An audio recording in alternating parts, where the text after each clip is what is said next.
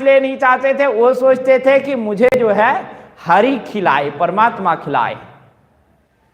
लेकिन उन्होंने उसको जो है नहीं खा रहे थे तो जबरदस्ती कोच कोच के खिला दिया, और जब उनको कुछ नहीं हुआ तो स्वयं भी खा लिया।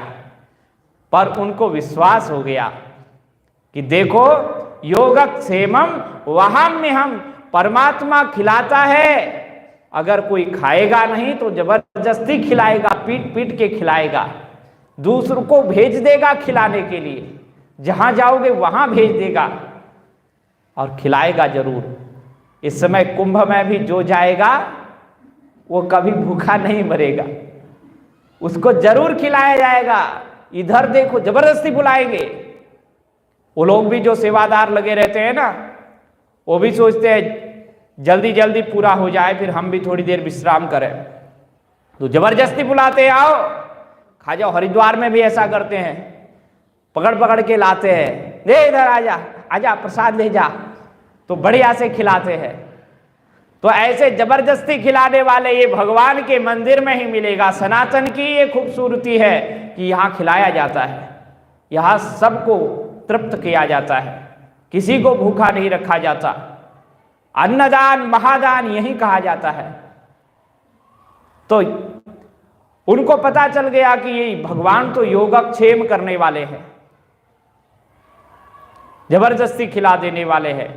तब उन्होंने अपने जीवन का एक सिद्धांत बना लिया कि अजगर करे न चाकरी, पंछी करे न काम, दास मलूका कह गए सबके दाता राम। उन्होंने कहा कि अजगर चाकरी नहीं करता तो उसको भी भोजन मिलता है, आहार मिलता है बैठे बैठे, और पंछी भी कोई काम नहीं करता, उसके लिए भी दाना पानी खूब उपस्थित हो जाता है। भारत में तो खूब उपस्थित होता है, गंगा किनारे मछलियों को खिलाते हैं, पशु पक्षियों के लिए दाना पानी डालते हैं, कहीं किसी के लिए अभाव नहीं है। दास मलूका कह गए, वो भी उस दिन से निश्चिंत हो गए। यही कहते थे सबके दाता राम है, विश्वास हो गया और परम आस्तिकता उनके जीवन में आ गई। इस समय मलूक पीठाधीश्वर स्वामी श्री राजेंद्र दास जी महाराज बड़ी अच्छी कथा कहते हैं भागवत की। पिछली बार पूज्य गुरुदेव का जब 75वां जन्म दिवस था तो उन्हीं की कथा थी, और मैंने रामायण की कथा उनकी हरिद्वार में सुनी थी और भागवत की कथा महाराष्ट्र में सुन के आया। तो महापुरुषों की जो कथा होती है, उनकी जो वार्ता होती है, वह भी जीवन को धन्य करने वाली होती है। तो वही हमारी रक्षा करेंगे जो गर्भ में रक्षा करते थे, हमें क्या चिंता। तो ये हिरण्यकश्यपु ने पूरा प्रवचन सुनाया। पूरा प्रवचन सुनाने के लिए तो 1 सप्ताह भी लग जाएगा। जैसे गीता जी है, गीता जी में 5 श्लोक की ढंग से व्याख्या करें तो उसमें 1-1.5 घंटा लग जाएगा।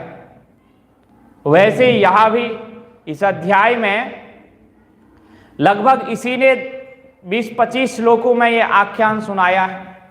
20-25 श्लोकों में से कम 10 श्लोक ऐसे हैं जो बड़े अच्छे सुंदर है, जिनमें अच्छा व्याख्यान दिया है इसने। लेकिन पर उपकार कुशल बहु तेरे, पर उपदेश कुशल बहु तेरे, जे आचरहि ते नर न घनेरे।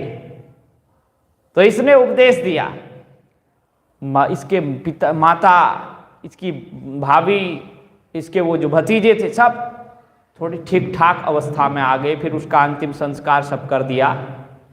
लेकिन इसके पश्चात क्या हुआ, इसने अपने मंत्रियों को कहा अब मैं विष्णु को मारने के लिए, दुनिया में आतंक फैलाने के लिए पहले तपस्या करने जाता हूं। ये उपदेश का फल मिला। देखो, आतंक करने की इच्छा जागृत हो गई। अब इसको आतंक करने से पहले इसको तपस्या के लिए जाने दो। ये तपस्या करेगा कल तक, फिर इसको कल फल दिया जाएगा। बोलो राधे राधे, बोलो भक्तवत्सल भगवान की जय, श्री वृंदावन बिहारी लाल की जय। श्री राम जय जय राम।